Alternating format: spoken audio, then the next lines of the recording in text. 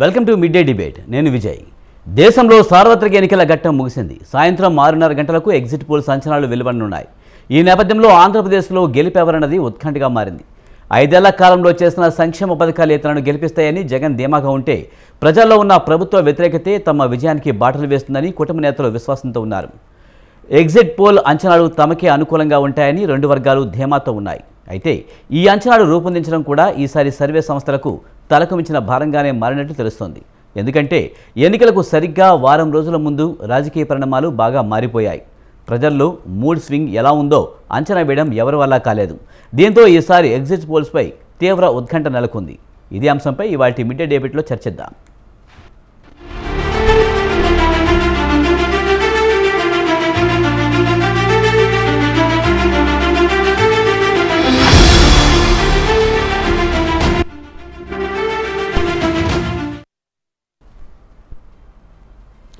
రెండు 2024 సార్వత్రిక ఫలితాలు మరో 3 రోజుల్లో విడుదల కాబోతున్నాయి.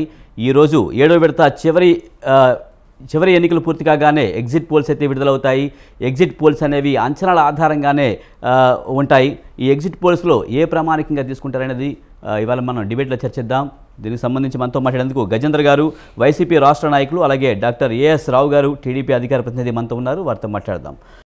గజేంద్ర గారు నమస్తే అండి. సార్, మరో 3 రోజుల్లో ఫలితాలు అయితే విడుదల కాబోతున్నాయి.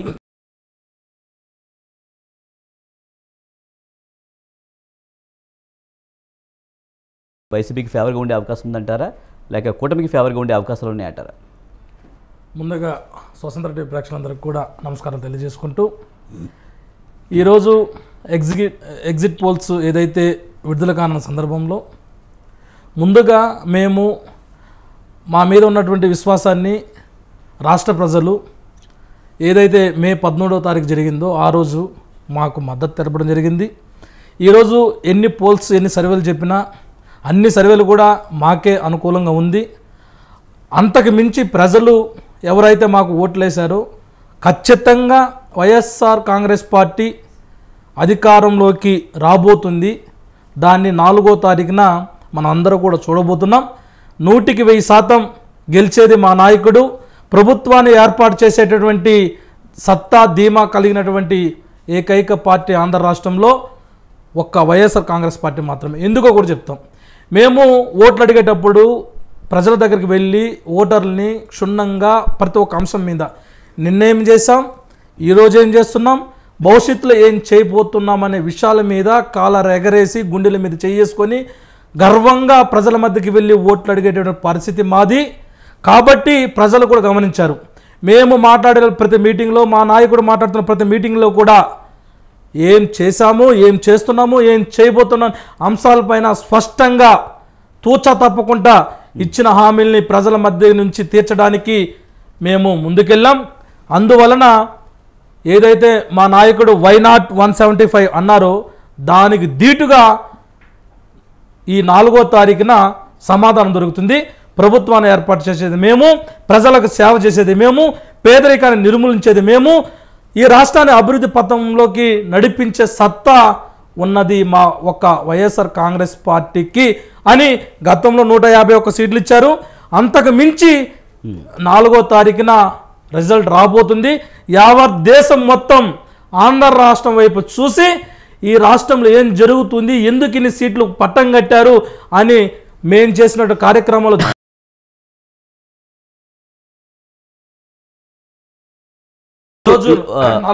గజేంద్ర గారు, ఈరోజు అవ్వబోయే ఎగ్జిట్ ఫలితాల్లో 6:30 రిలీజ్ అవుతాయి.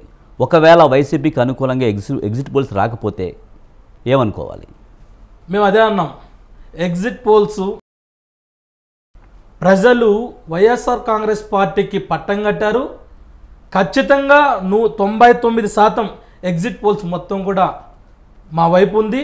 ప్రజలు మా వైపు ఉన్నారు, భగవంతుడు మా వైపు ఉన్నాడు. కాబట్టి మేము చేసినట్టు కార్యక్రమం మమ్మల్ని గెలిపిస్తుంది.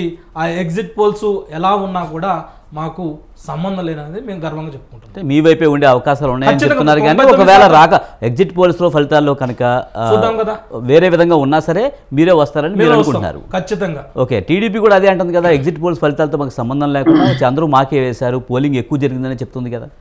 పోలింగ్ ఎక్కువ జరిగినంత మాత్రాన నీకు ఎలా జరుగుతుంది? 14 సంవత్సరాలు ముఖ్యమంత్రిగా ఉన్న నీవు ఈ రాష్ట్రంలో ఎలక్షన్కి వెళ్ళినప్పుడు ఓట్లు అడిగేటప్పుడు నువ్వు ఏం చేసావో చెప్పుకోలేని పరిస్థితి ఆడు ఉంది కదా. 24/7 ప్రతి మీటింగ్లో కూడా జగన్మోహన్ రెడ్డి అది చేశాడు, ఇది చేశాడు, గద్దె దించేస్తాను అనేది మాట్లాడలేదు తప్ప, నేను ప్రజలకు ఇది చేస్తాను, మంచి చేస్తాను, పేదలకు నిర్మూలిస్తాను, సంక్షేమ పథకాలు పెడతాను, నేను ఈ రాష్ట్రాన్ని అభివృద్ధి పరుస్తాను, నాకు ఓట్లు వేయండి అని అడిగేటువంటి పరిస్థితి వాళ్ళలో మనం చూడలేదు ఎక్కడ కూడా. అమ్మ ఒడి వేసినా ఎందుకు వేసినామంటారు, వాళ్ళకి ఏదో చేతి వేసినా ఎందుకు ఇస్తారంటారు, సోమరపోతులు చేసినామంటారు. మరి ఇన్నింటినీ ప్రజలకి సంక్షేమ పథకాల ద్వారా వాళ్ళని ఆర్థికంగా బయట పడేయాలని వైఎస్ఆర్ కాంగ్రెస్ పార్టీ చూస్తే దాన్ని ఓర్చుకోలేకుండా ఎక్కడ వీళ్ళు చదువుకొని బాగుపడి వాళ్ళ యొక్క బానిసత్వాన్ని తెంచుకొని వీళ్ళు మనకు ఓట్లు వేయకుండా పోతారనే ఒక భ్రమలో ఇంగ్లీష్ మీడియాన్ని కూడా వ్యతిరేకించినటువంటి దుర్మార్గులు వాళ్ళకు ఓట్లేస్తారంటే నమ్ముతామా? రైట్, చూద్దామండి. మరి డాక్టర్ ఏఎస్ రావు గారు టీడీపీ అధికార ప్రతినిధి మనతో ఉన్నారు, ఆయనే ఉంటారు, చూద్దాం. ఏఎస్ రావు గారు నమస్తే అండి. నమస్తే అండి సార్, ఈరోజు సాయంత్రం ఎగ్జిట్ ఫలితాలు అయితే రాబోతున్నాయి. ఎవరికి వారు మాకే అవకాశం ఉంటుంది, మాకే ఫలితాలు అనుకూలంగా వస్తాయని చెప్తున్నారు. మరి ఈ ఫలితాలను ఎంతవరకు నమ్మొచ్చంటారు? ఇందులో వాస్తవికత ఉంటుందా? విజయ్ గారు అనేక సర్వే సంస్థలు చెప్పాయి ఈ యొక్క ఆంధ్రప్రదేశ్లో ఖచ్చితంగా కూటమి పైచే సాధిస్తుందని చెప్పేసి. ఎందుకంటారా, ఇప్పుడు వైసీపీ నాయకులు మాకే ఓటేస్తారు. ఎందుకు ఓటేస్తారు? మీకు ఓటు వేయడానికి కారణం ఏంది? ఇప్పుడు వాళ్ళు చెప్తున్నారు ఇంగ్లీష్ మీడియానికి వ్యతిరేకించారు, ఎడ్యుకేషన్ అడ్డంకి కలిగించామని చెప్పేసి. ఈ రోజు ప్రపంచవ్యాప్తంగా ఎక్కడ అమెరికా కానీ లండన్ కానీ ఎక్కడ అభివృద్ధి చెందిన దేశాలలో ఇక్కడ భారతీయులు ఉంటే 10 మంది భారతీయుల 3 మన దీంట్లో భారతీయుల 3 తెలుగు వాళ్ళు ఉంటారు, తెలుగు రాష్ట్రాలకు సంబంధించిన వాళ్ళు ఉంటారు. ఆ ఘనత చంద్రబాబు నాయుడు. అది గుర్తుపెట్టుకోండి. ఇష్టం వచ్చినట్టు మాట్లాడితే వాస్తవాలు తెలుసుకొని మాట్లాడండి. ఎడ్యుకేషన్ గురించి పెద్దపీట, ఈ యొక్క విద్యకు పెద్దపీట చేసింది చంద్రబాబు నాయుడు గారు. మీరు చేసింది ఏంది? మీరు ఈ పథకాల ద్వారా పెట్టేసి ఆరోగ్యశ్రీ కింద మొత్తం మెడల్ పట్టి ఆరోగ్యశ్రీ పథకం కింద డబ్బులు చెల్లించకపోతే కార్పొరేట్ హాస్పిటల్ నిరాకరించి సేవలను నిరాకరించి బయటికి తరమేస్తుంటే ఇది మీకు అవమానం కాదా? మీలో ఒక మంత్రి ఏం చెప్తాడు, మీకు చేత కాకపోతే ఆరోగ్యశ్రీ స్కీమ్ నుంచి బయటికి వెళ్ళండి. రైట్ రైట్ గారు, ముఖ్యంగా ఈ ఎగ్జిట్ పోల్స్ లో ఎంత వరకు వాస్తవికత ఉంటుందంటారు? చేతగాని పథకాలు పెట్టి మొత్తం మద్యపాన మేము చేతగాని పథకాలని మీరు ఆ పథకాలని అమలు చేస్తారంటున్నారు కదా, అదే పథకాలు ఏది చేతగాని పని? పేదవాడికి అన్నం పెట్టడం చేతగాని ఏం మాట్లాడుతున్నారు? పేదవాళ్ళ మీద ఎందుకన్నా మీకు అంత కక్ష? రైట్, గజేంద్ర గారు దండం పెడితేనే పేదలకు అవమానపరచకండి, పేదలకు అవమానపరచొద్దన్నా. రన్నింగ్ కామెంట్ కాదన్నా, మీరు చెప్తున్న తప్పన్నా. ఆలోచించండి, పేదవారంటే ఎందుకన్నా మీకు గిట్టదు? గజేంద్ర గారు ఆయన వెర్షన్ కంప్లీట్ గా చెప్పండి. నేను చెప్పేది విన్న తర్వాత నీకు రాసుకున్న తర్వాత మాట్లాడే డిబేట్ పద్ధతి అది. రైట్ రైట్ ఏఎస్రావు గారు, ముఖ్యంగా ఈ ఎగ్జిట్ పోల్స్లో టీడీపీకి కూటమికి ఎక్కువగా ఆశించిన స్థాయిలో వస్తాయని మీరు అంటున్నారు, వైసీపీ వాళ్ళు కూడా అదే చెప్తున్నారు.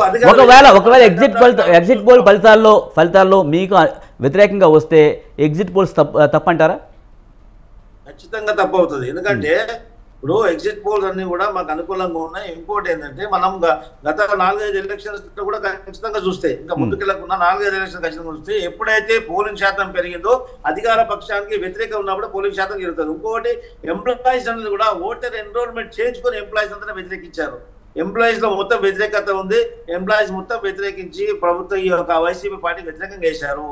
అదే విధంగా ఈ వాలంటీర్స్ లని ఒక పావుగా వాడుకుని వాలంటీర్స్ పెట్టుకుని వాళ్ళు ఒక పన్ను కానీ అది ఫెయిల్ అయిపోయింది.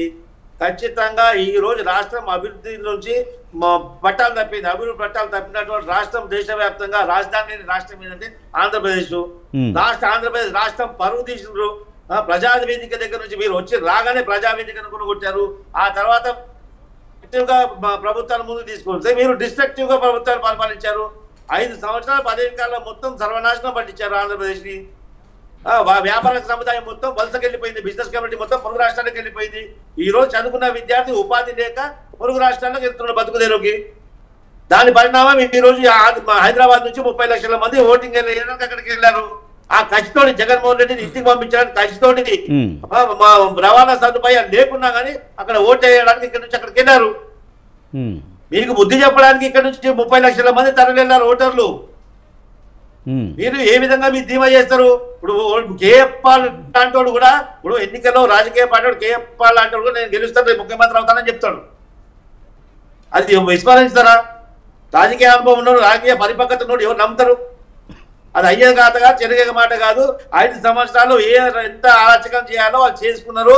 ఇప్పుడు వాళ్ళు ఆంధ్రప్రదేశ్ రాష్ట్రంలో ఏ విధంగా అయితే బీఆర్ఎస్ తెలంగాణలో కనుమరుగవుతుందో వాళ్ళ దోస్తి పార్టీ కదా, చెట్ట పట్టాలు వేసుకున్న పార్టీ. ఇక్కడ కేసీఆర్ వాళ్ళ గురువే, కేసీఆర్ చెప్పినట్టు ఆయన చేశాడు, ఆయన చెప్పినట్టు నేను చేశాను. ఇద్దరు కలిసి తెలుగు రాష్ట్ర ప్రజలు పిచ్చోళ్ళని చేశారు. మా కేసీఆర్ కూడా అదే చేశాడు కదా. ఎన్నికల రోజు అక్కడ పోలీసు వాళ్ళు ఇక్కడ పోలీసు వాళ్ళ మీద దాడి, ఇక్కడ పోలీసు వాళ్ళు అక్కడ పోలీసు వాళ్ళ మీద దాడి. ఎన్నికల రోజు వాళ్ళు ఎన్నికల ఇద్దరు ఆలింగనం చేసుకోవడం అంటే ప్రజలు ఏమనుకుంటారు? ఈ రోజు ప్రజల్లో చైతన్యం చాలా వచ్చింది, ప్రజల్లో చైతన్యవంతులు అయ్యారు, రాజకీయంగా వాళ్ళకు కూడా నాలెడ్జ్ వచ్చింది, వాళ్ళు కూడా చూస్తున్నారు. మీరు ఇంతకుముందు కాలంలో ఉన్నట్టు కాదు, దాని పరిణామమే మీరు ఇలా చేస్తున్నారని చెప్పేసి డైరెక్ట్ గా పోలింగ్ బూత్ లో ఓటర్ మీ అభ్యర్థిని దెబ్బ కొట్టాడు మీ యొక్క అరాచకాలకు వ్యతిరేకంగా. ఇంతకంటే అవమానం ఏం కావాలా? కానీ ఏఎస్రావు గారు గతంలో మనం చూసాము తెలంగాణ ఫలితాలు ఖచ్చితంగా ఏపీ మీద ఉంటాయనే ఒక నానుడైతే ఉంది. ముఖ్యంగా తెలంగాణ ఫలితాల్లో ఏపీలో నిజంగా అయ్యే అవకాశం ఉందా? ముఖ్యంగా గతంలో కేసీఆర్ ఇక్కడ వస్తే అక్కడ జగన్ వస్తాడని, ఇక్కడ కాంగ్రెస్ వస్తే అక్కడ చంద్రబాబు రాబోతున్నారనే ఒక విశ్లేషణలు అయితే వెలువడ్డాయి. ఈసారి అలాంటిదన్నా మీరు నమ్ముతున్నారా? అదేనండి, ఇక్కడ మిగిలించుకున్న గిఫ్ట్లు, పోలింగ్ లో ఓటర్లకు పంచిన గిఫ్ట్లు, మీరు దాని స్టిక్కర్ మార్చి అక్కడ పంచారు, అక్కడ స్టిక్కర్ మార్చి ఇక్కడ పంచారు, ఒకరికొకరు పరస్పరం సహకరించుకోరు కదా. ఇక్కడ కేసీఆర్ వస్తా, జగన్మోహన్ రెడ్డి వస్తా అని చెప్పేసి అక్కడ ఆ అపోలు క్రియేట్ అయింది కదా. అరే ఆ అపోనే నిజమైతే అనుకోండి, ఇక్కడ కేసీఆర్ పోయినా అక్కడ జగన్ కూడా పోతుండ్రు, అలా ఇంకా కొత్త మాట ఏముంది? అంటే ఇక్కడ తెలంగాణ ఫలితాలు అక్కడ రిఫ్లెక్ట్ అయ్యే అవకాశం ఉందంటారు? ఖచ్చితంగా. ఎందుకంటే ఈ రివర్ వాటర్ విషయంలో కానివ్వండి, ఇంకొకటి ఈ యొక్క ఆస్తి పంపకాల్లో కానివ్వండి, ఇద్దరు కూడా జాప్యం చేసి ఇద్దరు కూడా ఆ పంపకాలు జరగకుండా ఇరు తెలుగు రాష్ట్రాలకు అన్యాయం చేశారు. ఇరు తెలుగు రాష్ట్రాలకు అన్యాయం చేశాడు. ఒక కాళేశ్వరం కట్టి ఇక్కడ వీడు సంఘనాకి ఇచ్చాడు, అక్కడ పోలవరం కట్టకుండా 5 సంవత్సరాలు పదవిగా సంవత్సరం లోపల పోలవరం కంప్లీట్ చేస్తానని చెప్పేసి మేనిఫెస్టోలో రాసిన పెద్ద మనిషి ఈ రోజు పోలవరం జోలికి వెళ్ళలేదు. చంద్రబాబు నాయుడు గారు ఎక్కడ వదిలిపెట్టి పోయారు పోలవరము, అదే విధంగా అక్కడే పోలవరం అక్కడే నిలిచున్నది. డైఫ్రామ్ బాల్ సాగు చూపించుకుంటూ పోలవరం పనులన్నీ కూడా నిలివేశారు. ఏ విధంగా కేంద్రం నుంచి ఏ విధమైన డబ్బులు వచ్చినా ఆయుష్మాన్ భారత్ కింద కేంద్ర ప్రభుత్వం ఇక్కడ ఆరోగ్య డిపార్ట్మెంట్ ఇక్కడ వైద్య సేవల గురించి ఆయుష్మాన్ భారత్ కింద కేంద్ర ప్రభుత్వం నిధులు వస్తాయి. ఆయుష్మాన్ భారత్ నిధులు కూడా వీళ్ళ పథకాలకు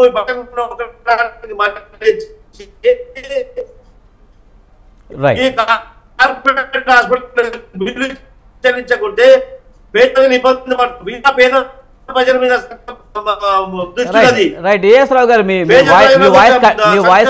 ఆలోచించే ప్రభుత్వమా ఇది? రైట్. గజేంద్ర గారు మీరు ఎలా చూస్తారు? తెలంగాణ ఫలితాలు ఏపీ ఫలితాలను రిఫ్లెక్ట్ చేస్తాయా? Chance right. ఇప్పుడు వస్తుందండి, ఒక నిమిషం మళ్ళీ వస్తారు మీ దగ్గరికి. రైట్. సరే, కేసీఆర్ లాగానే ఆంధ్ర రాష్ట్రంలో కూడా జగన్ గారు ఓడిపోతారని అంటున్నారు. సరే, కేసీఆర్ ఎన్ని సంవత్సరాలు ముఖ్యమంత్రిగా ఉన్నారు? ఇక్కడ 10 ఏళ్ళు ఉన్నారు. మేము ఎన్ని ఏళ్ళు ఉన్నాము? 5. మరి ఇంకా ఎంత బ్యాలెన్స్ ఉంది? మరి కేసీఆర్ లెక్కన మేము కూడా అవుతాం అనుకుందాం. ఇంకెన్ని సంవత్సరాలు ఉంది? ఇంకో 5 ఏళ్ళు అవుతారంటారు. మరి ఇప్పుడు గెలిచేది ఎవరు? మళ్ళీ ఆ లెక్కలో తీసుకుంటే వాళ్ళ లెక్కకే వద్దాం, గెలిచేది మేమే కదా. మీరు చెప్పినట్టు అనుకుంటే కనుక ఇప్పుడు కేసీఆర్ 10 సంవత్సరాలు చేస్తే కనుక అక్కడ 5 సంవత్సరాలు చంద్రబాబు నాయుడు చేశారు, అతను కూడా ఇంకో 5 సంవత్సరాలు చేసి ఉండాల్సిందిగా. అంటే ప్రభుత్వ వ్యతిరేకత ఉండబట్టే అప్పుడు వైసీపీ ప్రభుత్వం ఫామ్ చేయగలిగింది. అట్ ది సేమ్ టైం అక్కడ 5 సంవత్సరాలు చేశారు, ఇక్కడ కేసీఆర్ ఓడిపోయారు. అట్ ది సేమ్ టైం అక్కడ కూడా ప్రభుత్వ వ్యతిరేకత అదే విధంగా ఉందనేది టీడీపీ వాళ్ళు చెప్తున్నమాట. టీడీపీ వాళ్ళు ఏం చేస్తారంటే రకరకాల కథనాలు, కొన్ని మీడియాలో పెద్ద పెద్ద తాటకాయంత అక్షరాలతోటి, పేపర్లలో అదేవిధంగా ఉన్నది లేనట్టు లేనిది ఉన్నట్టు, గతంలో ఇలాంటి మీడియాలు మీలాంటి వాళ్ళు లేకుండా, కొన్ని సోషల్ మీడియాలు లేకుండా, కేవలం వాళ్ళు పత్రికలు వాళ్ళ మీడియా ఉన్నప్పుడు శివభారతి గారు మీరు ఇప్పుడే వచ్చినట్టున్నారు, మిమ్మల్ని తీసుకుంటా వాళ్ళు ఉన్నప్పుడు వాళ్ళు ఏదైతే చెప్తే అదే వాస్తవం అని నమ్మేటువంటి పరిస్థితులు ఆ రోజుల్లో. కానీ ఈ రోజుల్లో ఎక్కడ ఏం జరిగినా వితిన్ సెకండ్స్లో ప్రజల మధ్యకి వెళ్ళేటువంటి అత్యాధునిక సదుపాయాలు ఉన్నాయి. ఈ రోజుల్లో కూడా రాష్ట్రం పైన, పార్టీ పైన, మా నాయకుడి పైన బురద జల్లే ప్రయత్నం ఎంత చేయాలో అంత చేస్తున్నారు వాళ్ళు. మేము చేస్తున్న మంచిని ఎక్కడ కూడా కండిషన్స్ అప్లై అని మనం ఏదైనా వస్తువులు కొన్నప్పుడు చిన్న అక్షరాలతో రాసి పెట్టుంటారు. ఆ విధంగా కూడా చూపించేటువంటి పరిస్థితి వీళ్ళది లేదు. కాబట్టి వాళ్ళు ఎన్ని లక్ష చెప్పినా, మా పార్టీ పైన లక్ష చెప్పినా ప్రజలు నమ్మేటువంటి పరిస్థితి లేదు. రెండో విషయము, మా పార్టీ పైన, మా నాయకుడి పైన, మేము చేస్తున్న కార్యక్రమాల పైన మాకు పూర్తి విశ్వాసం, నమ్మకం ఉంది. అట్ ది సేమ్ టైం అదే విధంగా ప్రజలకు కూడా మా మీద నమ్మకం ఉంది. ఆ నమ్మకంతో 2 రోజులు ఆగితే ప్రభుత్వాన్ని ఫామ్ చేసేది మేము, ప్రజలకు సేవ చేసేటువంటి వ్యక్తులు మేము. కాబట్టి మేము ఎక్కడ కూడా వాళ్ళ మాటలు మేము నమ్మడం లేదు. అదేవిధంగా ప్రజలు కూడా వాళ్ళ యొక్క బూటకు మాటలు నమ్మేటువంటి పరిస్థితులు గతంలో ఉండింది, కానీ ఇప్పుడు ఎట్టి పరిస్థితుల్లో లేదు, రాదు, ఉండదు కూడా. కాబట్టి ప్రజలు స్పష్టంగా ఎవరు జగన్మోహన్ రెడ్డి అనే వ్యక్తి ఎలాంటి వాడు, చంద్రబాబు నాయుడు ఎలాంటి వ్యక్తి అని ప్రజలకి క్షుణ్ణంగా తెలిసిన రోజుల్లో వీళ్ళ మాటలు ఎవరు కూడా నమ్మేటువంటి పరిస్థితి లేదు. గజేంద్ర గారు, మీరు పదే పదే చెప్తూ ఉంటారు, సంక్షేమ పథకాలు ప్రవేశపెట్టాం, మేము అందరికీ అందించామని చెప్తూ ఉంటారు. కానీ దానికి అనుబంధంగా ముఖ్యంగా అభివృద్ధి లేదు, రాజధాని లేదు, ఇలాంటి అంశాలన్నీ ప్రభుత్వ వ్యతిరేకత తీవ్రంగా ఉన్నాయి అని చెప్తూ ఉన్నారు కదా. ఇవన్నీ కూడా ఎగ్జిట్ పోస్టుల ఫలితాల్లో వచ్చే అవకాశం లేదంటారా? అభివృద్ధి అంటే ఏంది? అభివృద్ధి అంటే ఏంది? వీళ్ళ యొక్క ఆస్తుల్ని కూడగట్టుకోవడాన్ని అభివృద్ధి అంటారు. కానీ మేమేమంటున్నాము, పేదరికంలో ఉన్నటువంటి ప్రజలకి వాళ్ళు కాళ్ళ మీద నిలబడడానికి ఆర్థికంగా సహాయం అందిస్తున్నాము, పెట్టుబడి పెడుతున్నాము. ఈరోజు ఆ పెట్టుబడి, ఆ ఆర్థికంగా ఏదైతే మేము అందిస్తున్నామో దాన్ని వాళ్ళు ఒక 5 ఏళ్ళకో లేదా 2 ఏళ్ళకో వాళ్ళు అభివృద్ధి చెందేటువంటి పరిస్థితి ఉంటుంది. సంక్షేమ పథకం మేము ఎక్కడ ఉచితంగా ఇస్తున్నాం? రెండో విషయం, రాజధాని రాజధాని రాజధాని రాజధాని అని వీళ్ళు గగ్గోలు పెడతారు కదా. ఇక్కడ ముఖ్యమంత్రిగా చంద్రబాబు నాయుడు ఉన్నప్పుడు, తెలంగాణలో కేసీఆర్ ముఖ్యమంత్రిగా ఉన్నప్పుడు మనకి ఉమ్మడి రాజధానిగా 10 సంవత్సరాలు కొనసాగించమని మనకు ఉంది కదా. ఆ రోజు ఏదైతే అమరావతిలో అవినీతి లేకుండా, అక్రమాలు లేకుండా, దోపిడీ లేకుండా, బంధువర్గ మిత్రులు ఏదైతే వాళ్ళ యొక్క ప్రీతి ఉందో అది ఏది లేకుండా రాజధాని నిర్మించుకొని మనం ఆడికి వెళ్ళుంటే ఈరోజు ఈ పరిస్థితి వచ్చేది కాదు. ఈరోజు ఒక ఇల్లుని మనం నిర్మించుకుంటే, కట్టుకుంటే, ఆ ఇల్లు పూర్తయిన తర్వాత, మొత్తం కంప్లీట్ అయిన తర్వాత పాలు పొంగించి గృహప్రవేశం చేసేటువంటి పరిస్థితి ఉంటుంది, అవునా కదా? ఆ విధంగా అమరావతిని రాజధానికి పూర్తి కంప్లీట్ చేస్తుంటే ఈరోజు ఈ పరిస్థితి వచ్చేది కాదు. ఓటుకు నోటు కేసులో భయపడి కేసీఆర్కి, అదే కేసీఆర్ చంద్రబాబు నాయుడు నిజంగా 2014లో 5 సంవత్సరాల్లో రాజధాని ఏ మాత్రం కట్టినా సరే ఆయన 2019లో గెలిచి ఉండేవాడు. సరే, ఆ విధంగా చేయలేదు. 2019లో వైసీపీ ప్రభుత్వం వచ్చింది. వైసీపీ ప్రభుత్వం చేత 3 రాజధానులు అంది. ఏ ఒక్క రాజధాని పూర్తి చేస్తుందని టీడీపీ వాళ్ళు అడుగుతున్నారు.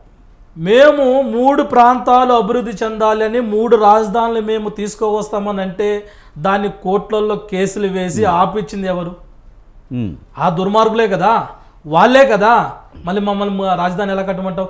న్యాయాన్ని మేము గౌరవిస్తున్నాం కదా, చట్టానికి గౌరవిస్తున్నాం కదా. ఆ కోర్టు ఎలా చెప్తుందో దానికి మేము వింటున్నాం కదా. వాళ్ళు స్టే తెచ్చుకుని ఆపారు కదా. మరి 3 రాజధానులు మేము ఎలా కట్టగలుగుతాం? ఆపింది వాళ్ళే కదన్నా. కాబట్టి ఎన్ని వాళ్ళు ఈ రాష్ట్రం అభివృద్ధి చెందకూడదు, గతంలో రాజకీయ పాలన ఏ విధంగా ఉందో ఆ విధంగా ఉంటే ఈ రాష్ట్రంలో ఉన్నటువంటి పేద బడుగు బలహీన వర్గాలు మనకు ఓట్లే వేస్తారు, మనం గెలిచిపోతాము, మన పెత్తందారులుగా ఉంటాము, మన కోటీశ్వర్లుగా ఉంటాము, నా పిల్లలు అందరూ కూడా మళ్ళీ ముఖ్యమంత్రులు అవుతారు, మంత్రులు అవుతారు, ఎమ్మెల్యే అవుతారు అని ఒక అపోహలో వాళ్ళు ఉన్నారు. కానీ మేము లారీ డ్రైవర్లకు టికెట్లు ఇస్తున్నాము, సామాన్య రైతులకు టికెట్లు ఇస్తున్నాము, అట్టడుగున్నటువంటి పేదలకి టికెట్లు ఇచ్చి ఎమ్మెల్యేలకు పంపించేటువంటి ఘనత మా నాయకుడిది, మా పార్టీది, గర్వంగా చెప్పుకుంటాం. ఎవరు మంచి చేస్తున్నారు ఈ ప్రజలకి? మీరా మేమా? కాబట్టి వాళ్ళు మాట్లాడే బూటక మాటలన్నా, దొంగ మాటలన్నా, కాబట్టి వాళ్ళ గురించి పట్టించుకోవాల్సిన అవసరం లేదు. ఓట్లు వేసినారు, గెలిపించేసినారు, అయిపోయింది. 13వ తారీఖు రిజల్ట్. మా 4వ తారీఖు వరకు అవసరం లేదు. 13కే రిజల్ట్ మాకు వచ్చేసింది. మేము గెలుస్తున్నాం, గెలిచిపోయినాం, అయిపోయింది. మేము ప్రమాణ స్వీకారం కూడా పలానా తేదీన పలానా ఎవరికి వారు అదే విధంగా అనుకుంటున్నారు. ఇంకొక 3 రోజులు ఉంది. చూద్దాం. అదే చెప్పలేదు. రైట్. మనతో పాటు జనసేన రాష్ట్ర అధికార ప్రతినిధి శివపార్వతి గారు ఉన్నారు. అంతా కూడా మాట్లాడదాం. శివపార్వతి గారు, నమస్తే అండి. నమస్తే అండి. ఈరోజు ఎగ్జిట్ పోల్స్ అయితే రాబోతున్నాయి. ఏ ఏ ఏ పార్టీ ఈరోజు ఎక్కువగా అవకాశాలు ఉన్నాయన్న విషయం బయట తెలియబోతుంది. ఎలా చూడాలి? ఎగ్జిట్ పోల్స్ ఎంతవరకు నమ్మొచ్చు అంటారు? ముందుగా మీకు ప్యానెల్లో ఉన్న పెద్దలకి, స్వతంత్ర టీవీ వీక్షకులకి గుడ్ ఆఫ్టర్నూన్ అండి. ఎగ్జిట్ పోల్స్ అనేది బేస్డ్ అంత ఓటర్స్ ఎవరైతే అంటే డిఫరెంట్ సినారియోస్ లో అది తీస్తారు కాబట్టి పోలు మాక్సిమం ఇంతవరకు వచ్చిన ఎగ్జిట్ పోల్స్ అన్ని దగ్గరగా ఉంటాయి కాబట్టి ఎగ్జిట్ పోల్స్ ని ఎక్కువ మంది 80% పాజిటివ్ రిజల్ట్ గానే తీసుకుంటారు. సో వాళ్ళ ఎగ్జిట్ పోల్ ఏది వస్తే అది రిజల్ట్ కూడా దానికి దగ్గరగా ఉండడమే చూసాం. ఇంతకు ముందు కాలంలో ఎప్పుడు ఎగ్జిట్ పోల్ ఒక రకంగా రిజల్ట్ ఒక రకంగా రాలేదు కాబట్టి ఎక్కువ దాన్ని సింగనైజ్ చేసుకునే చూసుకుంటారు అందరూ. సో 75 to 80% ఎగ్జిట్ పోల్ ని నమ్ముతారు చాలా మంది.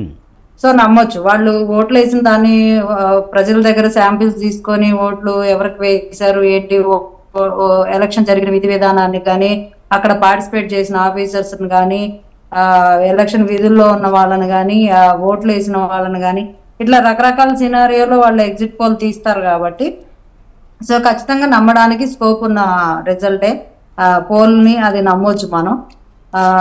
ఇంతకు ముందు కూడా అలాగే జరిగాయి కాబట్టి. ఇందాక ఏందో ఆయన గజేంద్ర గారు పాపం తెగ చెప్పేస్తా ఉన్నారు, నాకేం నవ్వు వస్తుంది ఆయన చెప్తుంటే. రాజధాని ఒకళ్ళు ఆపితే మీరు ఆపేగాడు మిమ్మల్ని ఎందుకంటే ప్రజలకి ఇచ్చింది, వాళ్ళు ఆపారు కాబట్టి వీళ్ళు సైలెంట్గా ఉన్నారంట.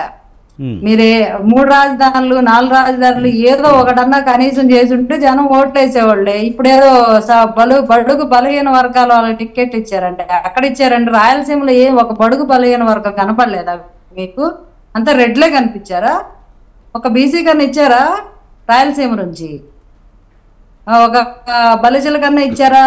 ఎవరికి ఇచ్చారు మీరు సీట్లు? మీరు ఓడిపోతారన్న దగ్గర పాపం వాళ్ళని ఎటు ఓడిపోతాం మనం దాన్ని ఏం చేయలేం కాబట్టి ఇప్పుడు బడుగు బలహీన వర్గాలు సామాజిక న్యాయం ఎత్తుకున్నారు రాగం. అదే 2019లో మీరు ఆ రాగం ఎత్తుకున్నట్టయితే మీరు నిజంగా జెన్యూన్ అని జనం కూడా నమ్ముతారు. కానీ శివబాబు గారు వైసీపీ అయితే ఒకటే చెప్తుంది, మేము సంక్షేమ పథకాలు చాలా పర్ఫెక్ట్గా అందించాము, 99% మేనిఫెస్టో అమలు చేశాము, కనుక ఎగ్జిట్ పోల్స్ తమకు అనుకూలంగానే ఉంటాయని వైసీపీ చెప్తుంది. వాళ్ళు ఏమనుకున్నారంటే మనం డబ్బులు ఇచ్చాం జనం ఓట్లేస్తారు, జనం ఎర్రోళ్ళు, మనం వాళ్ళకి డబ్బులు ఇస్తాం అంతే, రోడ్లు అయిపోయినా అడగరు, హాస్పిటల్ సరిగా లేకపోయినా అడగరు, ఫీజు రీంబర్స్మెంట్ అయిపోయినా అడగరు, లేకపోతే డెవలప్మెంట్ ఉద్యోగాలు కల్పించకపోయినా ప్రజలేం అడగరు. మనం ఇచ్చేది ఎప్పుడో సంవత్సరానికి 10,000 15,000 వాళ్ళ మొహాన్ని పడేస్తే వాళ్లే మన వెనక తోపుకుంటూ వస్తారు అనే ఇంటెన్షన్ లో వైఎస్ఆర్సీపీ పార్టీ ఉంది. ఆంధ్ర రాష్ట్ర ప్రజలు అంత అవివేకులైతే కాదు. మీరు ఇచ్చేది కూడా మీ సొంత ఫ్యాక్టరీల్లో నుంచో లేకపోతే మీ గనుల్లో నుంచో మీ మైనింగ్ లో నుంచో మీ పేపర్ ఆఫీసుల నుంచో తెచ్చి ఇవ్వట్లా. అది ప్రజా డబ్బు, ప్రజలు కట్టిన ట్యాక్సులతో వచ్చేది సంక్షేమం. ఈ రోజు మీరేదో కొత్తగా కనిపెట్టిన అదేదో వింత పదార్థం, వింత పదం కాదు. అది ఎప్పటి నుంచో తరతరాల నుంచి కొనసాగుతుంది. ఎప్పుడో ఇందిరాగాంధీ గారి టైం దగ్గర నుంచి మొదలైన పెన్షన్ ఎన్టీఆర్ గారు పెంచుకుంటూ, రాజశేఖర రెడ్డి గారు ఇచ్చారు, వివిధ ముఖ్యమంత్రులు, సంజయ్ గారు, వీళ్ళంతా అందరూ దాన్ని సంక్షేమాన్ని పెంచుకుంటూ వచ్చారు. అది మీరు ఇవాళ ఒక్కరోజుగా కొత్తగా కనిపెట్టిన ఏదో బ్రహ్మ పదార్థం అయితే కాదు. సో దాని గురించి ఎక్కువ ఊహల్లో వేరించకండి. రాష్ట్రాన్ని మేము అధోగతి పాలు చేస్తాం, ఏదో అప్పులు తెచ్చి కొంత వాళ్ళకి పడేస్తాం, మిగతాదంతా మేము మెక్కేస్తామంటే ప్రజలేంత చూస్తూ ఊరుకునే అంత అమాయకులు అయితే ప్రజలు లేరు. అందరికి ప్రతి ఇంట్లో ఒక్కొక్కరికి కడుపు కాలుతుంటే తెలుస్తుంది. చదువుకున్నా కూడా ఉద్యోగం లేకుండా ఖాళీగా బేవర్స్గా తిరుగుతున్న కొడుకుని చూస్తే తెలుస్తుంది. పనికెళ్ళే ఇప్పుడు పంట పండించుకున్న రైతుకు తెలుస్తుంది. గిట్టుబాటు ధర లేక అప్పులతోటి ఆత్మహత్యలు చేసుకుని కుటుంబం అధోగతి పాలైన కుటుంబీకులకు తెలుస్తుంది. ప్రతి ఒక్కరికి అర్థం అవుతుంది. ఈ రోజు గుంటలున్న రోడ్లు నడువులు ఎరగొట్టుకున్న ప్రతి ఒక్కరూ తెలుస్తుంది ఈ రోజు రాష్ట్రం అధోగతి పరిస్థితిలో ఉంది అని. శివపార్వతి గారు, ముఖ్యంగా ఫలితాలు ముందు వచ్చే ఎగ్జిట్ పోల్స్ కానీ అలాగే పోలింగ్కి ముందు జరిగే సర్వేలు కానీ రకరకాలుగా చెప్తూ ఉంటాయి. ఏ పార్టీకి అనుకూలంగా ఉండేవాళ్ళు ఆ పార్టీకి చెప్తున్న పరిస్థితి ఈ రోజుల్లో నెలకొని ఉంది. అవి ఎంతవరకు నమ్మొచ్చు అంటారు? చాలా మటుకి డబ్బులు ఇచ్చి కావాలనే ప్రజల్లో ఒక విశ్వాసం రేపించడానికి, మేమే గెలవబోతున్నామనే భ్రమ రేపించడానికే సర్వేలు ఎక్కువగా చేస్తున్నారనే విమర్శలు ఉన్నాయి. మరి ఎగ్జిట్ పోల్స్ కూడా అలాగే జరిగే అవకాశాలు ఉంటాయంటారా? ఆ ఛాన్స్ లేదంటారా? వందల కొద్ది సర్వేలు వస్తున్నాయండి బయటికి. ఏయో కొత్త కొత్త కంపెనీలు పుట్టకొడుకుల్లా పుట్టకొచ్చి ఆ సర్వే ఈ సర్వే అని జనాలను ఊదరగొట్టి జావ కొడుతున్నాయి. మళ్ళీ వైసీపీ వస్తుంది, మళ్ళీ మేమే వస్తున్నాం, వీళ్ళేమో సెలబ్రేషన్లు, ప్రమాణ స్వీకారాలు, ఫ్లైట్ టికెట్లు, హోటల్స్ అడావుడి అని చెప్పి వీళ్ళు అడావుడి ఎక్కువైంది.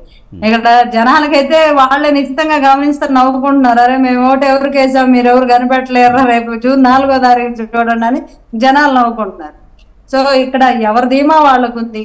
ఎక్కువ న్యూట్రల్ గా ఉండే సంస్థలు మాత్రం రిలీజ్ చేసిన సర్వేలని ఎక్కువగా నమ్ముతున్నారు. తెలంగాణలో ఫలితాలకు ముందు ఇచ్చిన కొన్ని సంస్థలు, ప్రెస్టేజ్ సంస్థలు కూడా చేశాయి. అవన్నీ కూటమి అనుకూలంగా తీర్పిచ్చాయి, కూటమి వస్తుందని చెప్పాయి. సో అక్కడ తెలంగాణ రిజల్ట్ బేస్ చేసుకొని చూసుకున్నా ఆ సర్వే సంస్థలు నమ్మొచ్చు అని కొంతమంది అనుకుంటున్నారు. లేదు వైసీపీ మా సంక్షేమమే గెలుస్తుంది, మేమే గెలుస్తాం, మా దోపిడీయే గెలుస్తుంది, మా ఇసుక దోపిడీయే గెలుస్తుంది, మా మద్యం దోపిడీయే గెలుస్తుంది అని వాళ్ళ సర్వేలు కూడా ఉన్నాయి, రకరకాల సర్వేలు. అంటే మనం ఒకసారి గతంలోకి వెళ్దామండి. 2019 ఎన్నికల్లో లగడపాటి రాజగోపాల్ లాంటి వాళ్ళు, అంటే ఆయన చెప్తే కరెక్ట్గా ఎస్టిమేషన్ వేస్తారు, అంచనాలు వేస్తారని ఒక ఇది ఉండేది గతంలో. లగడపాటి రాజగోపాల్ గతంలో టీడీపీ వస్తుందని డంకాబాజీ అని చెప్పిన పరిస్థితి, కానీ అది రివర్స్ అయిన పరిస్థితి. అలాగే ఇప్పుడు వచ్చే చాలా పోల్స్ మాత్రం అంతా డబ్బులు ఇచ్చి చేయించుకుంటున్నారు, అనుకూల మీడియాతో మాట్లాడిస్తున్నారని విమర్శలు ఎక్కువ ఉన్నాయి కదా.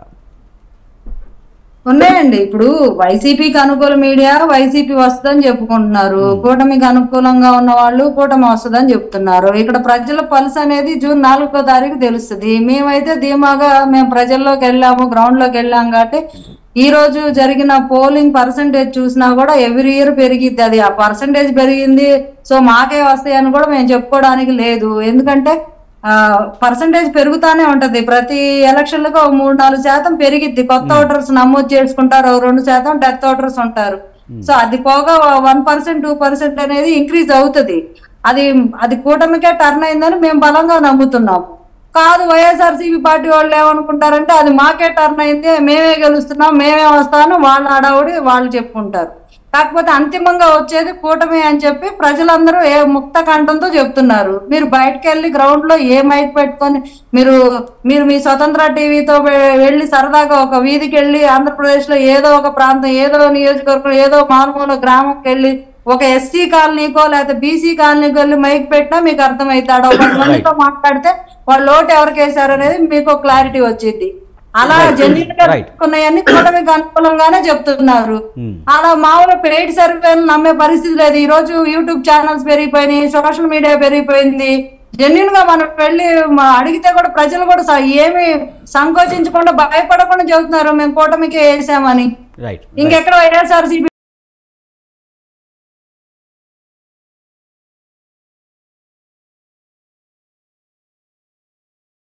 ఉన్నారు, వచ్చేసినాయి. చూద్దామండి, ఇంకొక 3 రోజులు తెలిసిపోతుంది. ముఖ్యంగా ఎస్ రావు గారు ఎలా చూడాలి? ముఖ్యంగా సోషల్ మీడియా వచ్చిన తర్వాత ఎవరికి వాళ్ళే సర్వేలు చేస్తున్నారు. సర్వేలు చేయకపోయినా సరే పలానా పార్టీ వస్తుందని, అంటే అభిమానం ఉన్న పార్టీ మీద ఉన్న అభిమానంతో మా పార్టీ వస్తుందని చెప్తున్న పరిస్థితులు ఉన్నాయి. ఈ ఎగ్జిట్ పోల్స్ని ఎంతవరకు నమ్మొచ్చు అంటారు? అలాగే సర్వేలను ఎంతవరకు నమ్మొచ్చు అంటారు? విజయ్ గారు, గతంలో కంటే ఈసారి రిజల్ట్ అనేది వినూత్నంగా ఉంది. ఈసారి పోలింగ్ ప్రక్రియ కూడా వినూత్నంగా జరిగింది. ఎందుకంటే గతంలో పోలింగ్ శాతం పెరిగింది. ఇంకోటి ఏంటంటే గతంలో ఒక పార్టీకి వ్యతిరేకత ఇంకో పార్టీకి పొట్టొచ్చినట్టు కనిపించేది. కానీ ఈ గత 5 సంవత్సరాల పదవి కాలంలో అక్కడ జరిగినటువంటి రాక్షసత్వంలో ప్రభుత్వానికి వ్యతిరేకంగా ఎవరు మాట్లాడినా వాడిపైన భౌతికంగా దాడులు జరగడము, ఓటు వేసి నేను ఓటు వేసినా అని చెప్పేసి డైరెక్ట్ గా చెప్పేది. ఈ రోజు ఏమైంది? ఆ వైసీపీ అరాచకాలకు, వైసీపీ గుండాలకు, వైసీపీ అభ్యర్థులకు భయపడి ఓటేసిన ఓటరు కూడా మేము చెప్పమండి అని ఒక సైలెంట్ ఓటింగ్ వేసారు. ఇది మా అందరూ యాక్సెప్ట్ చేసినటువంటి నగ్న సత్యం ఇది. ఎందుకంటే ఒక మా దళితుల్ని ఒక డాక్టర్ కోవిడ్ లో ఒక డాక్టర్ మాస్క్ లేవని చెప్పి ప్రభుత్వాన్ని ప్రశ్నిస్తే అతని పిచ్చోడి కింద ముద్రించి పిచ్చోడి కింద ఇచ్చేసేసి మొత్తం ఆయన హత్య చేసిన దాకా వదలలేదు. అలాంటి రాక్షసత్వం ప్రదర్శించినటువంటి ఈ యొక్క రాక్షస పార్టీ వైసీపీ పార్టీ. ఇలాంటి రాక్షసుకి వ్యతిరేకంగా మేము ఓటేసామని ఎవరు చెప్పట్లేదు. ఈ రోజు ఈ సైలెంట్ ఓటింగ్ జరిగింది. ఖచ్చితంగా కూటమికి అనుకూలంగా ఓటింగ్ జరిగింది. ఇది అందరూ కూడా నమ్ముతున్నారు. ఇక్కడ నుంచి హైదరాబాద్ నుంచి వచ్చిన వాళ్ళు కూడా ఇక్కడ చెప్పడం జరుగుతుంది. కాకపోతే అక్కడ ఓటు వేసిన ఓటర్లు మీ సర్వే సంస్థ వెళ్ళినప్పుడు వాళ్ళు సైలెంట్ గా ఉండడం, కరెక్ట్ ఇన్ఫర్మేషన్ ఇవ్వకపోవడం వాళ్ళు జరుగుతుంది. ఏదేమైనప్పటికీ కూడా కూటమి విజయం అనేది ఖచ్చితంగా జరుగుతుందనే మొత్తం కొట్టొచ్చినట్టు కనబడుతుంది. వాళ్ళ లోపల వైసీపీ అభ్యర్థుల లోపల ఉన్నటువంటి ఫ్రస్ట్రేషన్, వాళ్ళు ఊర్ల పైన పడి దాడులు చేయడము, అదే విధంగా ఓటర్లు కొట్టడము, ఓటర్ మళ్ళీ తిరిగి వాళ్ళని చెప్ప కొట్టడము, ఇవన్నీ చూస్తుంటే ఇది దేనికి పరిణామము? వైసీపీ కథమైపోయింది, వైసీపీ ఇంటికి పోయే పరిణామము కనిపిస్తుంది, కరెక్ట్ గా కొట్టొచ్చినట్టు కనబడుతుంది. ఇంకోటి వాళ్ళు సంక్షేమం చేస్తారని చెప్పి ఏ సంక్షేమం చేశారు? వాళ్ళు కుల సంఘాలు కుల వృత్తి పైన ఆధారపడి బతికేటువంటి కుల వృత్తిలో పైన సామాజిక వర్గాల పైన వాళ్ళు కార్పొరేషన్లు ఏర్పాటు చేసి ఆ కార్పొరేషన్ల పైన లోన్లు తీసుకొని ఆ లోన్లు తీసుకుంటే ఏ కార్పొరేషన్ పైన లోన్ తీసుకుంటామో ఆ కార్పొరేషన్ ఆ సామాజిక వర్గానికి మేలు జరగాలి. కానీ ఆ కార్పొరేషన్ కుదవబెట్టి లోన్లు తీసుకొని వీళ్ళన్ని నిధులు కూడా వీళ్ళు బట్టన్ నొక్కడానికి వాళ్ళ పేరు పెంచుకోవడానికి మేము సంక్షేమ పథకాలు ఇస్తున్నామని చెప్పేసి ఆ డబ్బా కొట్టుకోవడానికి వాళ్ళన్ని కూడా అన్ని వ్యవస్థలను మొత్తం దుర్వినియోగం పరిచారు. ఈ రోజు ల్యాండ్ అది ఇప్పుడు ప్రజల పైన మాకు అపారమైన ప్రేమ ఉన్నది, ప్రజల పైన మాకు దృష్టి ఉన్నది, ప్రజల ఆంధ్రప్రదేశ్ రాష్ట్ర భవిష్యత్తు గురించి మేము ఆలోచిస్తున్నామంటారు కదా. ఆ భవిష్యత్తు గురించి ఆలోచించే యొక్క నాయకుడు అన్నేస్తే అది ఏమనుకోవాలా? అది రక్షకుడు అనుకోవాలా, రక్షకుడు అనుకోవాలా? ఈ రోజు అమాయక ప్రజలు భూములు వ్యక్తిగతంగా ఉన్నటువంటి భూములు కాచేయడానికి పన్నాగం పని ల్యాండ్ టైటిలింగ్ యాక్ట్ తీసుకొచ్చి ఏ విధంగా కేంద్ర ప్రభుత్వం ప్రవేశపెట్టి కేంద్ర ప్రభుత్వం బీజేపీ పరిపాలిత రాష్ట్రాల్లో కూడా అది ప్రవేశపెట్టినటువంటి పథకాన్ని అతి ఉత్సాహంగా నీకు దొంగకు తాళం చేసి దొరికితే ఏ విధంగా ముందు అన్ని పనులు వదిలేసి ముందు ఖజానా వైపు పరిగెడతాడో అదే విధంగా ఆ యొక్క చట్టానికి ఏ విధంగా రూపకల్పన కలగలేదు, దానికి చట్టబద్ధత కలగలేదు, దానికి ప్రెసిడెంట్ గెజెట్ లో ఎంటర్ కాలేదు. ఏసరా గారు ముఖ్యంగా వైసీపీ ఏం చెప్తుందంటే మొదటి నుంచి కూడా 175 కి 175 తీసుకొచ్చి ఏ విధంగా ప్రజల ఆస్తి పైన కట్టేశారో ప్రజలు గమనించారు. ప్రజలు ఈరోజు గమనించారు. మమ్మల్ని దోసుకోవడానికి పన్నాగం పండుతున్న జగన్మోహన్ రెడ్డి అని చెప్పేసి ప్రజలు గమనించారు. 5 సంవత్సరాల నుంచి వాళ్ళు కోల్పోయింది అని చెప్పేసి ఏం కోల్పోయాము, ఏం మనము నష్టపోయాము, మన రాష్ట్రం ఏ విధంగా నష్టపోయింది, దేశవ్యాప్తంగా 22 రాష్ట్రాలలో మన రాష్ట్రం పరువు ఏ విధంగా వైసీపీ పార్టీ తీసిందనేది క్లియర్ గా వాళ్ళు తెలుసుకున్నారు. ఖచ్చితంగా రాజధాని లేని రాష్ట్రంగా మిగిలిచ్చిన ఘనత ఆ అపకీర్తి మొత్తం వైసీపీకే చెందుతుందని చెప్పేసి ప్రజలు గమనించారు. ముఖ్యంగా వైసీపీ పదే పదే చెప్తుంది 175 కి 175 వస్తామని చెప్పి నగ్న సత్యం ఈవీఎం లో నిక్షిప్తమై ఏసరావు గారు ముఖ్యంగా వైసీపీ మొదటి నుంచి చెప్తుంది 175 కి 175 వస్తాయని చెప్తుంది. మరి ఎగ్జిట్ పోల్ ఫలితాలు ఏ విధంగా ఉంటాయనేది చూడాలి. మీరు టీడీపీ తరఫున టీడీపీకి ఎన్ని సీట్లు వచ్చే అవకాశాలు అనేది మీ పార్టీ అంచనా వేస్తుంది? అసలు చూడండి, టీడీపీ ఖచ్చితంగా 140 to 150 సీట్లు ఖచ్చితంగా టీడీపీకి రాబోతున్నాయి, కూటమికి రాబోతున్నాయి. 140 నుంచి 150 సీట్లు ఖచ్చితంగా రాబోతున్నాయి. జగన్మోహన్ రెడ్డి గతంలో ఎన్నో లేనటువంటి ఏ పార్టీ ఆంధ్రప్రదేశ్ రాష్ట్ర చరిత్రలో ఏ పార్టీ కూడా మూట కట్టుకున్నటువంటి అపకీర్తి మూట కట్టుకున్నారు వాళ్ళు. ఇది ఖచ్చితంగా తెలుగుదేశం పార్టీ, బీజేపీ, మన జనసేన ఈ యొక్క కూటమి ఖచ్చితంగా ఘన విజయం సాధించబోతుంది.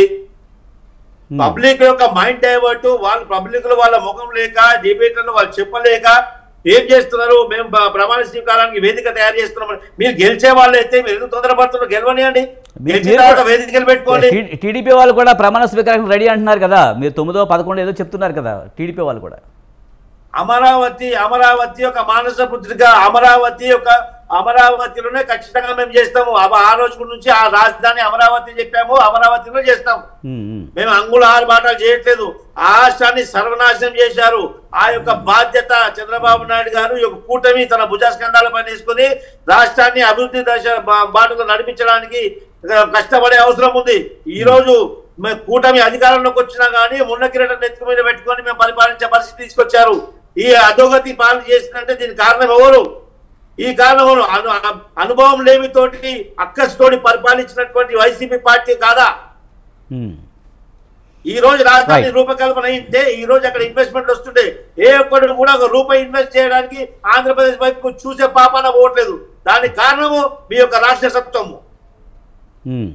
రైట్ గజేంద్ర గారు, ముఖ్యంగా వై నాట్ 175 ఇప్పుడు ఎగ్జిట్ పోల్స్లో కూడా అదే వస్తుందని ఆశిస్తున్నారా? ఖచ్చితంగా మేము ఆ రోజు ఏదైతే కట్టుబడి ఉన్నామో అదే పద్ధతిని ఈరోజు కూడా మేము కట్టుబడి ఉన్నాం. ఖచ్చితంగా 175 సీట్లు ఎందుకు గెలవకూడదు, ఈరోజు ఒక విద్యార్థి ఎగ్జామ్ రాసేటప్పుడు ఇంకొక విషయం కూడా టీడీపీ వాళ్ళు వైనాట్ పులివెందుల అంటున్నారు. ఫస్ట్ వాళ్ళు కుప్పంలో వాళ్ళు గెలిస్తే తర్వాత మా నాయకుడు పులివెందుల వైనాట్ అనొచ్చు. మీరు అక్కడ ఎందుకు ఓడిపోతున్నారో ఒకసారి ఆత్మ పరిశీలన చేసుకుంటే, కుప్పము ఎన్ని ఓట్లలో ఓడిపోతున్నదని ఒకసారి అంచనా వేసుకుంటే వాళ్ళు మళ్ళీ వైనాట్ కుప్పం పులివెందులనా లేకపోతే వైనాట్ ఇంకోటి కూడా మాట్లాడుకోవచ్చు. వైనాట్ మేము ఎందుకు అంటున్నామంటే, ఒక విద్యార్థి ఎగ్జామ్ రాసేటప్పుడు పరీక్షా కేంద్రం వెళ్ళినప్పుడు 100 మార్కులకు 100 మార్కులు పాస్ కావాలి, మనం అన్ని సబ్జెక్టులు పాస్ అవ్వాలి అని ఖచ్చితంగా పెన్న పట్టుకుని ఎగ్జామ్ రాసి బయటకు వచ్చిన తర్వాత పాస్ అవుతాడా ఫెయిల్ అవుతాడని ఒక అంచనాకి ఆ విద్యార్థి రావడం జరుగుతుంది. అదేవిధంగా మేము 175కి ఎందుకు రాకూడదని మేము అంచనా వేసుకున్నాం. ఎలక్షన్ అయిపోయిన తర్వాత, ఎలక్షన్ ముందు, ఎలక్షన్ జరిగేటప్పుడు కూడా మేము 175కి 175 మేము పాస్ అవుతున్నాం, 175 స్థానాలు మేము గెలవబోతున్నామని గర్వంగా ఒక పరీక్షా కేంద్రం లెక్క మేము ముందుకెళ్ళడం జరుగుతుంది. ఇంతకుముందు అన్న మాట్లాడినప్పుడు, అమ్మ పార్వతమ్మ మాట్లాడినప్పుడు కూడా వాళ్ళు ఎక్కడ కూడా మా పార్టీ గెలుస్తుంది, ఇన్ని సీట్లలో వస్తుంది, మేము ఇది చేస్తున్నాము అని చెప్పుకోలేనటువంటి దౌర్భాగ్య పరిస్థితుల్లో వాళ్ళు ఉన్నారు. కాబట్టి ఒక్క నిమిషం మీరు మాట్లాడినప్పుడు మీరు కొద్దిగా మీరు అంతకు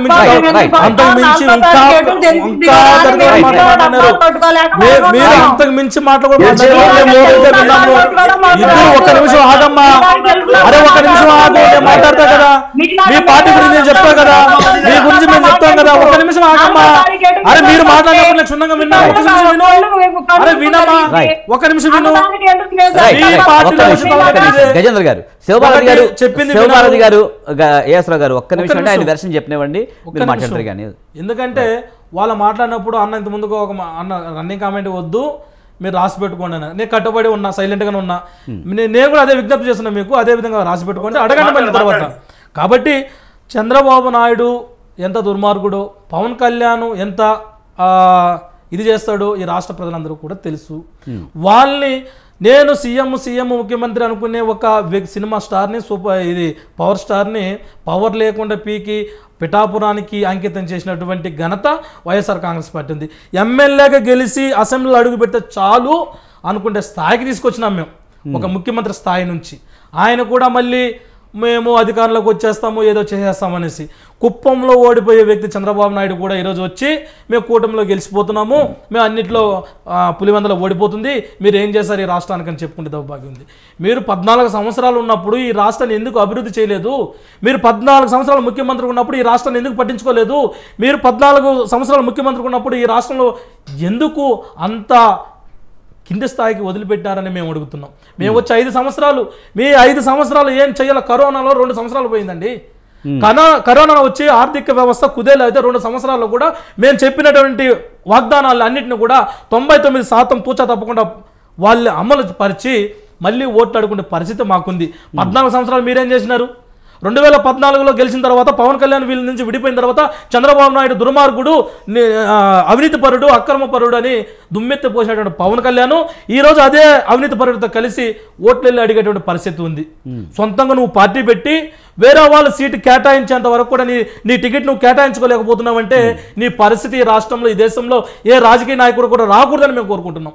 ఒక పార్టీ పెట్టి, మా నాయకుడు గర్వంగా పార్టీ పెట్టాడు, అధికారం తీసుకొచ్చినాడు, మళ్ళీ అధికారం కోసం పోరాటం చేస్తూ పులివెందుల్లో నేను పోటీ చేస్తున్నానని గర్వంగా చెప్పుకునే పరిస్థితి ఉంది. కానీ పవన్ కళ్యాణ్కి పిఠాపురంలో వేరే వ్యక్తి, వేరే అధ్యక్షుడు, వేరే పార్టీకి సంబంధించిన వ్యక్తి డిక్లరేషన్ ఇచ్చేంత వరకు కూడా నీకు టికెట్ కన్ఫామ్ లేదంటే నీ పార్టీ పెడితే ఎంత, ఉంటే ఎంత, ఈ రాష్ట్రానికి నువ్వు ఏం మేలు చేస్తావని ఈ ప్రజలు నిన్ను నమ్ముతారు.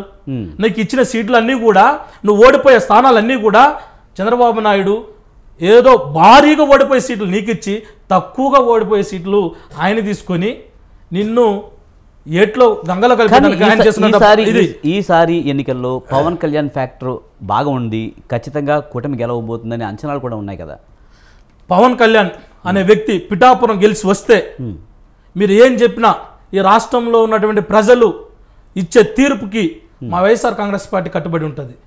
అతను ఒకే ఒక సీట్లో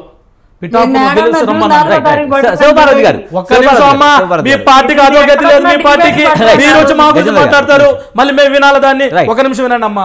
పవన్ కళ్యాణ్ అనే వ్యక్తికి సింగిల్ గా ఉండి ఆయన ఒక సిద్ధాంతాలు పెట్టుకుంటే ఈరోజు కాస్త కూస్త సీట్లు వచ్చి ప్రతిపక్ష పార్టీలో కూర్చోనే పరిస్థితి ఉంటుందని అందరూ కూడా తెలుసు. ఈయన పార్టీ పెట్టినప్పటి నుంచి ఈ దేశంలో ఉన్నటువంటి అన్ని రాజకీయ పార్టీలతోటి కలిసి ఈరోజు ఆఖరికి చంద్రబాబు నాయుడు పక్కన కూర్చొని బీజేపీతో కలిసి ఓట్లు అడిగే పరిస్థితి ఉంది. మీరు పార్టీ ఎందుకు పెట్టారు? ఒక విధి విధానాలు ఉంటాయి, ఒక సిద్ధాంతాలు ఉంటాయి. నేను ఈరోజు ఒక పార్టీ పెట్టానంటే నా సిద్ధాంతాలు, నా యొక్క విధి విధానాలు, నా యొక్క కార్యకర్తలు, గ్రామ స్థాయిలో కమిటీలు ఉంటాయి. కానీ ఆ పార్టీకి ఏమీ లేవు కదా. వాళ్ళు 23 సీట్లు 21 సీట్లు ఎట్ట గెలుస్తారు? ఒకవేళ ఆయన పవన్ కళ్యాణ్ అనే వ్యక్తి గెలవాలని చూసినా చంద్రబాబు నాయుడు గెలవనియడు.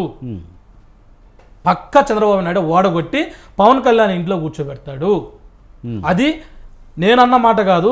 గతంలో చాలామంది రాజకీయ విశ్లేషకులు, రాజకీయ ఉద్దండులు అందరూ కూడా చెప్పిన మాటలు అవి. పిఠాపురంలో చెప్పుకున్నటువంటి మాటలు కూడా మేము వింటున్నాం. అంటే వైసీపీ ఓడించదా పిఠాపురంలో పవన్ కళ్యాణ్? టీడీపీ ఓడిస్తుందంటారా? మేము ఓడగొట్టాల్సిన అవసరం మాకు లేదు. మేము గెలవాలని మేము ప్రయత్నం చేస్తున్నాం. పిఠాపురంలో వైఎస్ఆర్సీపీ వంగ గీతా గారు గెలవాలని మేము ప్రయత్నం చేస్తున్నాం. అక్కడ మేము పవన్ కళ్యాణ్ ఓడిపోవాలని మేము ప్రయత్నం చేయలే. కానీ వాళ్ళు ఏం చేస్తున్నారు? వైఎస్ఆర్సీపీ ఓడిపోవాలని వాళ్ళు ప్రయత్నాలు చేస్తున్నారు. ఆ ప్రయత్నం వాళ్ళు ముంచుతుంది. మేము గెలవాలని కూడా మేము మా గొప్పతనం. ఖచ్చితంగా మేము గెలుస్తాం. మేము ఎవరిని ఓడగొట్టాలి అవసరం, మేము గెలిస్తే వాళ్ళు ఓడిపోయినట్టుగా కదా. కాబట్టి అవసరం లేదు. వాళ్ళు ఏదేదో మాట్లాడుకొని ఆ 2 పార్టీలు కాదు, దేశంలో ఉన్నటువంటి కొన్ని ఉద్దండ పార్టీలు కలిసి వచ్చినా వైఎస్ఆర్ కాంగ్రెస్ పార్టీ ఏమి చేయలేదు. పిఠాపురం, కుప్పం మేము గెలుస్తున్నాం. అన్నీ కూడా మేము 4వ తారీఖున రిజల్ట్ రాబోతుంది చూస్తున్నాం. ఈరోజు 6:30కి 6:30 ఏదైతే ఎగ్జిట్ పోల్స్ వస్తున్నాయో దాంట్లో కూడా మాకు అనుకూలంగానే ఉంటుంది మేము భావిస్తున్నాం. ప్రజలు తీర్పిస్తారు. రైట్. శివపార్వతి గారు ఎలా చూడాలి? ముఖ్యంగా ఒక ముఖ్యమంత్రి కావాలనుకునే ఆశ దగ్గర నుంచి ఒక ఎమ్మెల్యే అయ్యి అసెంబ్లీలో అడుగు పెడితే చాలు అనే స్థాయికి పవన్ కళ్యాణ్ దిగజారు చేశారనే ఒక వ్యాఖ్య చేయడం జరిగింది. మరి పవన్ కళ్యాణ్ ఈసారి పిఠాపురంలో కూడా గెలిచే అవకాశాలు లేవు అని చెప్తున్నారు. ఎలా చూడాలి? ఆయన జూన్ 4వ తారీఖు పట్టరండి, గెలుస్తారో గెలవరో అప్పుడు చూపిద్దాం. పిచ్చి ప్రలాపనలన్నీ మాట్లాడటం అవి వేస్ట్, టైం వేస్ట్ మాటలు. పవన్ కళ్యాణ్ గారిని ఎమ్మెల్యే స్థాయికి పడేసేది ఎవరు? అసలు పవన్ కళ్యాణ్ గారు ఈ రోజు ఆంధ్ర రాష్ట్ర రాజకీయంలో కింగ్. పవన్ కళ్యాణ్ గారి చుట్టూ రాజకీయం తిరుగుతుంది తప్పితే రాజకీయం పవన్ కళ్యాణ్ గారి చుట్టూ తిరగదు. అది గుర్తు పెట్టుకోవాలి. అసలు ఆయన స్థాయిని తగ్గించేవాడు ఈ భూమి మీద పుట్టనే లేదు. ఆయన టచ్ చేసేవాడే పుట్ల. ఈ రోజు రాష్ట్ర ప్రయోజనం కోరుకున్నాడు కాబట్టి నిస్వార్థంగా నా రాష్ట్రం బాగుండాలి, నా ప్రజలు బాగుండాలి, ఒక రాక్షసుడు నా రాష్ట్రాన్ని కబళీ చేస్తున్నాడు, నేను ఎలా అయినా దీన్ని అడ్డుకోవాలనే బాధ్యత తీసుకున్నారు కాబట్టే కూటమి కట్టారు. జట్టు కట్టి వైఎస్ఆర్సీపీ పార్టీని మడత పెట్టి ఇంట్లో కూర్చోబెడుతున్నాం. That is the power of the Pawan Kalyan. 4వ తారీఖు చూద్దాం. కూర్చొని డిబేట్ లో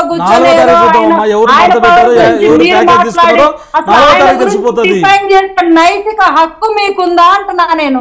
మాకు 151 సీట్లు వచ్చినా మాకు నైతిక విలువ లేదు. 2 చోట్ల ఓడిపోయిన పవన్ కళ్యాణ్ నైతిక విలువ కాదు. వాళ్ళ మాట నైతిక విలువ ఎవరు పెట్టదమ్మా? మాకుందా మీకుందా? చూద్దాం. నైతిక విలువ ఎవరుకుంది? మాకుందా మీకుందా? నాయకుడు ఎవరైనా ఒక పూట భోజనం పెట్టారా? మీరు 1 లక్ష రూపాయలు దానం ఇచ్చారా? మీ స్థాయి ఏంది? మీరు మాట్లాడే వాళ్ళ పవన్ కళ్యాణ్ గారి గురించి. రైట్. శివపార్వతి గారు, అంటే వైసీపీ పదే ఒక మాట చెప్తూ ఉంది. గతంలో 2 చోట్ల ఓడిపోయిన వ్యక్తి ఈసారి పిఠాపురంలో ఎలా గెలుస్తారు అనే మాట పదే చెప్తున్నారు. ఇప్పుడు ఓడిపోతే ఇక గెలవకూడదని ఉందా, లేకపోతే ఓటమి గెలుపుని డిఫైన్ చేస్తున్నారు రాజకీయాలు? దీనికి అడిషనల్ గా ఇంకో మాట కూడా మాట్లాడుతూ ఉన్నారు. ఈసారి పవన్ కళ్యాణ్ ఓడిపోతే చంద్రబాబు నాయుడు వెనకుండి ఓడిస్తాడు అనే మాట కూడా వైసీపీ నాయకులు చెప్తున్నారు. పవన్ కళ్యాణ్ గారిని ఓడించే వాళ్ళు ఇంకా ఎవరు లేరండి. పవన్ కళ్యాణ్ గారిని గెలిపించాలని అందరు డిసైడ్ అయ్యారు. ప్రజలు డిసైడ్ అయ్యారు. వీళ్ళు ఎవరండి వాళ్ళు ఎవరండి ఓడిపించడానికి? ప్రజలు డిసైడ్ అయ్యారండి. 2 చోట్ల ఓడిపోయినా మా కోసం నిలబడ్డ నాయకుడు, రాష్ట్రం గురించి ఆలోచించే నాయకుడు అని ప్రతి సామాన్యుడి గుండెలో ఈ రోజు గూడు కట్టుకున్నాడు పవన్ కళ్యాణ్ గారు. వీళ్ళెవరు డిసైడ్ చేయడానికి? రాష్ట్ర ప్రజలు డిసైడ్ చేయాలది. ప్రజలు గుండెల్లో గూడు కట్టుకున్నారు. పవన్ కళ్యాణ్ గారు అంటే ఏంటి, ఆయన వ్యక్తిత్వం ఏంటి? 2 సార్లు ఓడిపోయినా మా కోసం ఇంత రోడ్డు మీదకి వస్తున్నాడు. రైతులు 3,000 మంది చనిపోతే ఇంటికి వచ్చి నేనున్నానని ఇంటింటికి వెళ్ళి 1 లక్ష రూపాయలు ఇచ్చారు. 5,000 మంది విద్యార్థులు చదివిస్తున్నారు. ఈ రోజు ఆయన కష్టపడి సినిమా చేసుకొని చెమట వచ్చిన సంపాదన తోటి ప్రజలకు డబ్బులు ఇస్తున్నాడు.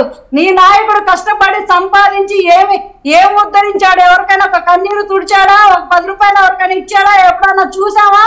నాన్న నుంచి అప్పనంగా వచ్చిన రాజకీయ ఆస్తులు, అధికార దుర్వినియోగంతో దోచుకున్న వేల కోట్ల ఆస్తులు కూర్చొని జనాల్ని లేకపోతే రాష్ట్రంలో ఉన్న ఇసుకని మద్యాన్ని దోచు తింటాం కాదు. పవన్ కళ్యాణ్ గారి గురించి మాట్లాడుకోవాలన్నా, ఆయన గురించి ఆలోచించాలన్నా ఒక స్థాయి ఉండాలి. మీకు ఆ స్థాయి లేదు. దొంగల ముఠాలు మీరు దొంగలు, దోచుకునే వాళ్ళు. అందుకనే మిమ్మల్ని ఎక్కడ ఉంచాలో అక్కడ ఉంచుతున్నారు. కాబట్టి మీరు ఏదో ఊహల్లో ఏదో మాట్లాడుకుని ఏదో చేసేసి పవన్ కళ్యాణ్ దేవుడు గుడి కట్టుకుంటారు.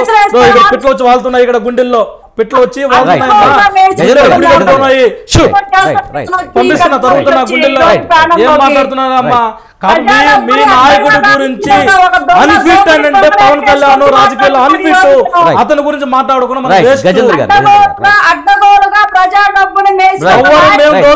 దోచుకుంటే కోర్టులో సమర్పించండి.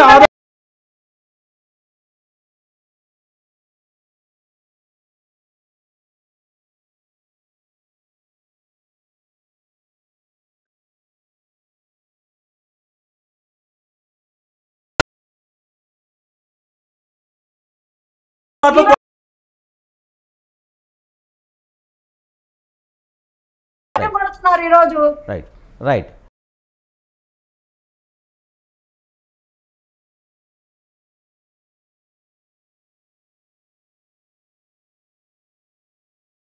పోస్టులో కూడా అదే వచ్చే అవకాశం ఉందా? ఈసారి కూటమి గెలిస్తే కనుక పవన్ కళ్యాణ్ కింగ్ మేకర్గా భావించవచ్చా? ఖచ్చితంగా పవన్ కళ్యాణ్ గారు మాకు కూటమిలో ప్రాధాన్యత ఉన్నటువంటి నాయకుడు, కూటమిలో వన్ ఆఫ్ ద కీలకమైన నాయకుడు. పవన్ కళ్యాణ్ గారిని ఏది ఏమైనప్పటికీ కూడా పిఠాపురంలో ఖచ్చితంగా 1,00,000 మెజార్టీతో గెలిపిద్దామని తెలుగుదేశం పార్టీ కార్యకర్తలు కూడా ఈ బాధ్యత బుధస్కరణం చేసుకున్నారు. ఇప్పుడు ఏదైతే వైసీపీ అభ్యర్థి చెప్తున్నారు కదా, రేపు కౌంటింగ్ తర్వాత మీరు చూడండి, ఇదే డిబేట్ లో కూర్చొని చర్చిస్తా వంగా గీత కూడా జనసేన పార్టీలో చేరబోతున్నారు. అది చూడండి, సాక్షాత్ ముఖ్యమంత్రి వచ్చి నేను ఉప ముఖ్యమంత్రి పదవిని ఇస్తానని చెప్పినాక కూడా ఎవరు నమ్మట్లేదంటే మీ ముఖ్యమంత్రికి, ఇప్పుడు ఉన్నటువంటి ముఖ్యమంత్రికి జగన్మోహన్ రెడ్డికి ఏ విధమైనటువంటి ఆదరణ ఉంది ప్రజల్లో చూసుకోండి. ఫస్ట్ మీరు మాట్లాడడం కాదు, డిబేట్ లో చాలా మాట్లాడచ్చు. పవన్ కళ్యాణ్ గారు అనేది పవన్ కళ్యాణ్ గారు ఉన్నటువంటి నాయకుడు ఈ దశాబ్దంలో అరుదైన నాయకుడు.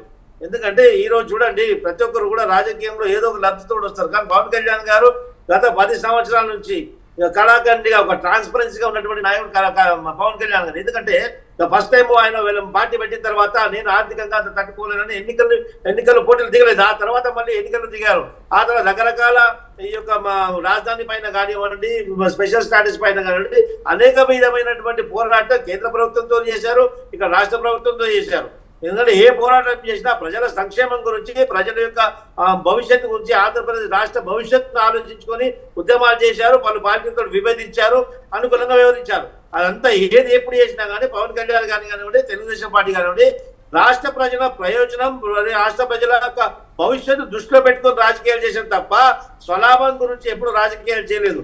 అలాంటి ఒక రాష్ట్రాన్ని అధోగతి నుంచి రాష్ట్రాన్ని ఒక మంచి భవిష్యత్తు ఇవ్వాలని ఆలోచించే ఒక లైక్ మైండెడ్ నాయకులు కలవడం ఈ యొక్క ఆంధ్రప్రదేశ్ రాష్ట్రానికి శుభ పరిణామం.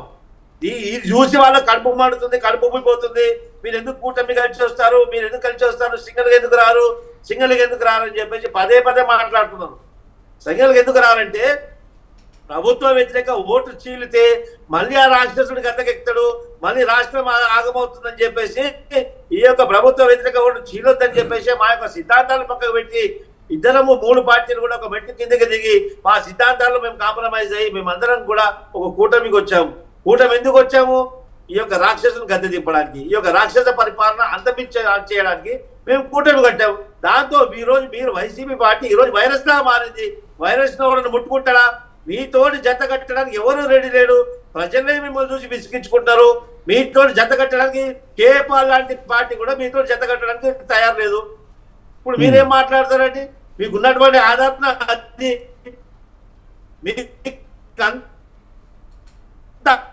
ఆదరణ ఉంటే, మీకు అంత ఆదరణ ఉంటే మేము సిపిఐ లాంటి వాళ్ళు కూడా మీతో మీరు అబద్ధాలు చెప్తున్నారని Right, సిగ్నల్స్ right, కూడా మీకు అడ్డుకుంటాయనా? ఎస్ రావణ్ గారు Right, right. మీరు మాట్లాడుతున్నది అబద్ధాలని ఆ సిగ్నల్స్ కూడా మీకు సహకరించడం లేదు. రైట్ ఏఎస్ రావు గారు ఏఎస్ రావు గారు ముఖ్యంగా